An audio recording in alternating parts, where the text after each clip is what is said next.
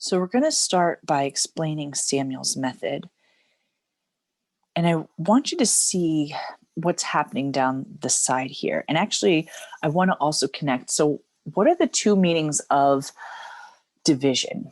I want us to really think about the how many groups and how many in each group, because the two division methods that we have here are going to be fit in one in each. So in this case, if we're thinking about how many groups, right, then we can see this as 12. How many groups of 12 are in, right, or fit into 158? And so, right, Samuel's saying, well, I don't know. I don't know how many groups of 12 go into 158, but I know how many groups of, I know 10 groups of 12 is 120. So I can do, take out 10 groups of 12, right? And then I take away, right, this idea of repeated subtraction. I took away 10 groups out of this 158 to get 38.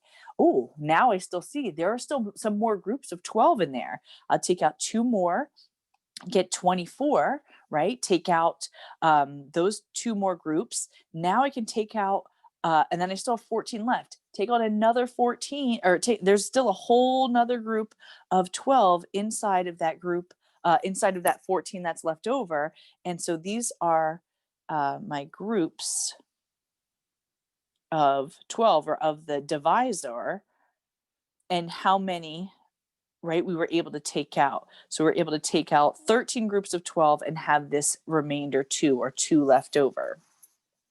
So should we try this with number 5 here? If we have 14 into, how many groups of 14 fit into 323? And so, well, we can start again. We can start with 10. That would be 140. But maybe we know that 10 is not going to be enough, and this is the beauty of this strategy, which is called, can be called the scaffold method, right? Look at in number 2, when we're taking out 10 groups and we're only at 340, but we still have 2,000 left over. So he's like, let me get a bigger group, and take out these bigger groups until I get enough groups out. So let's start there. We can do 10, but I guess I want to show you that you don't always have to start with 10. So maybe 10 is going to be too small. We're going to have a lot left over. What if we did 20? And then so we can think about, okay, how many groups of 20, right, or 14? And then if you're connecting this to long division, right, long division is the standard algorithm for division. And so, when you first are thinking about long division, and maybe I can juxtapose that here. This is long division. Oh, that did not work. All right, long division, right? And then we write it as, come on, erase, 14 into, or 323 divided by, right, that symbol, divided by 14. And immediately the first step, right, in long division, the first step of, I've seen this on classroom posters before, is to like guess.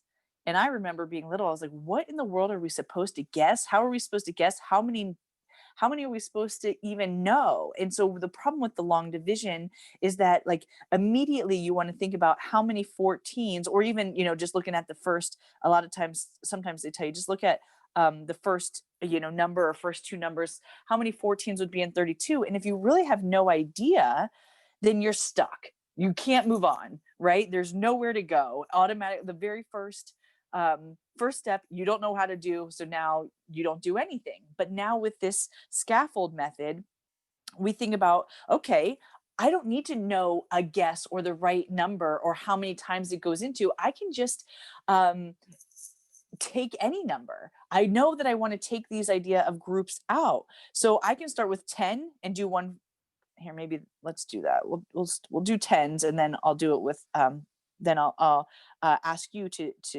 try it with a different number, right? We can do 10, and now I'm taking groups out. I'm seeing division as this idea of repeated subtraction, or how many groups.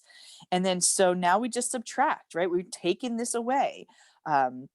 And you can do, the standard algorithm, right? 3 minus 0, 2 minus 4. Oh, can't do. Or think about this as 320 minus 140 to see this, or 32 minus 14, right? However way you want to look at it. And this is where all of the pieces, fit together. Ooh, but look, 183, there's still another group, right? There's still another whole 140 in there, another 10 groups of 14 we can take out. And now we can start doing, right, 83 minus 183 minus 140 would give us 43. Ooh, now again, maybe you don't know how many groups of 14 are in 43. So maybe you just want to take out 2.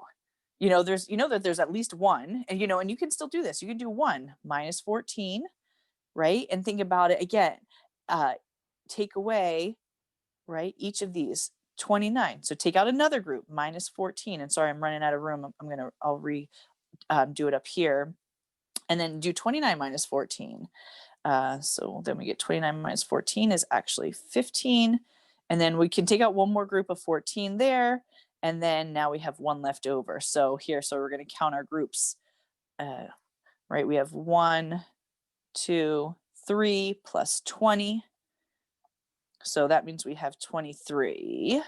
So 323 divided by 14 is this 23 remainder 1, right? 23 full groups of 14, and then with 1 left over.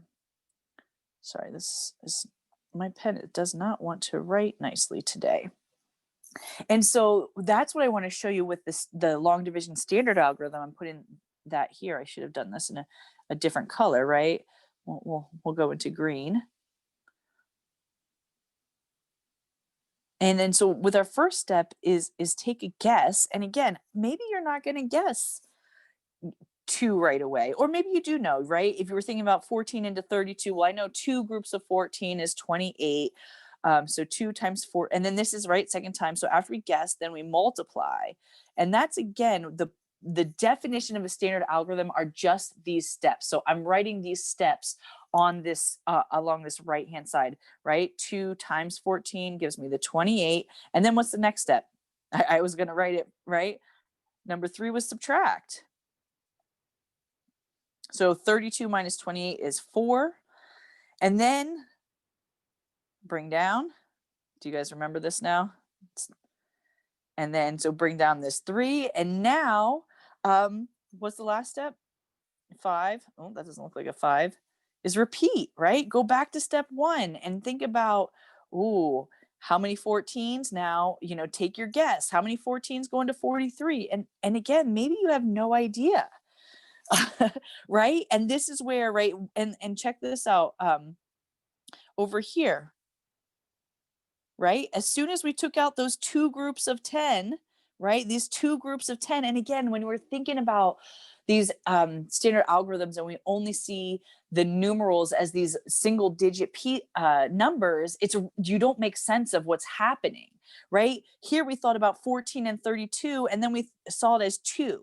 But no, it's not 2, it's 20, right? This 2 is in the tens place, this tens place value. And so when we think about it as this repeated subtraction, taking these groups out, it helps to develop that conceptual understanding, because now we're recognizing the size of the numbers. It's not 2, but it's 20, right? 20 groups of 14 we were able to take out. And whether you wrote that as 20, on your first guess, or you wrote it as 10 and then another group of 10, like how I did, both are completely and equally valid. And that, again, is how we develop that flexibility and develop our understanding. So, well, we can kind of cheat and look on our left and see how many groups of 14 went into that 43, right? We did that repeated subtraction. One group here, one group here, one group here. So we can use that knowledge now. Or if, again, you didn't know, maybe you're taking these guesses on the side of your paper and doing, all of this multiplication, because the standard algorithm doesn't provide us with the opportunity for that flexibility, right? It either the number fits and works, or it doesn't. And again, when you feel like you can't find the number that fits and works, then you feel stuck. So we can know from the work that we just did, 3 times 14 um, is now 42. And we could have, and I, I don't know if you remembered that, but I remember, in the margins, you'd be like 14 times 3. And, then you'd be doing all this multiplication in the side. Um, or even worse, using a calculator, which is like, well, if I have a calculator, why am I even going to do this division at all, right? Show all of these steps, I'll just do the division. But then we see this 1, and then we can write the remainder 1, right? So we did our guess again for 3. We multiplied 3 times 14. Then we did the subtraction again, and then we well, in that case, we didn't have to bring down. There's nothing else to bring down, right? That was our remainder.